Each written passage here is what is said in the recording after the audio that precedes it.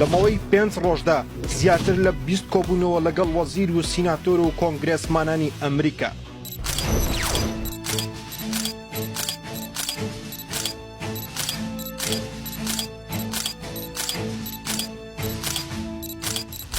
لە مێژووی هیچ سەرۆک و سەرکردەیەکی جیهان نەبووە هاوشێوەی سەرۆکوەزیران مەسرۆر بارزانی لەمەوەی 5 ڕۆژدا زیاتر لە 20 کۆبوونەوە لەگەڵ بەرپرسانی زلهێزترین وڵاتی جیهان ئەنجام بداتووە بەم شێوەیە گەرمە پێشوازی لێ بکرێت. سەرۆکی حکوومەتی هەرێمی کوردستان لەمەوەی ئەو چەند ڕۆژەی لە واشنگتنی پایتەختی ئەمریکا بوو لەگەڵ چەندین وەزیری باڵای حکوومەتەکەی دۆناڵد ترامپ کۆبوویەوە. لەوانە مارکۆ ڕۆبیۆی وەزیری دەرەوەی ئەمریکا، دەگ برگەم وەزیری ناوخۆی ئەمریکا، کریس ڕایت وەزیری وزەی ئەمریکا و کریس نۆم وەزیری ئاسایشی ناوخۆی ئەمریکا.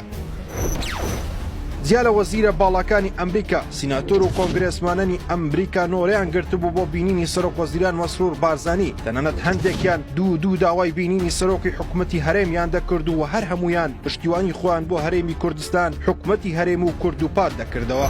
گەڕوانینی ئەم جارەی ئەمریکەکان بۆ سەرۆک وەزیران مەسرۆر بارزانی و هەرێمی کوردستان تەواو جیاواز بوو. دوای چەندین ساڵ ئەم جارە ئەمریکا تەنها ناوی هەرێمی کوردستانی دەهێنا و ناوی عێراقی جیا دەکردەوە. ئەمە جگەلەوەی وەزارەتی دەرەوەی ئەمریکا بەتوندی وەڵامی ئەو ڕاگەندراوەی عێراقی دایەوە کە دژی هەردوو گرێبەستنەوتەکەی نێوان حکوومەتی هەرێم و کۆمپانیا ئەمریکەکان واژوو کرابوون هۆشداری بە عێراقدا کە ئۆتۆنۆمی و سەروەری هەرێمی کوردستان بپارێزێت. استراتیژی و قۆڵبینینی سیاسی سەرۆک وەزیران مەسرۆر بارزانی وای کردووە لە دۆناڵد ترامپی سەرۆکەوە تاوەکو بچووکترین کاربەدەستی ئەمریکا پشتیوانی لە هەرێمی کوردستان بکەن.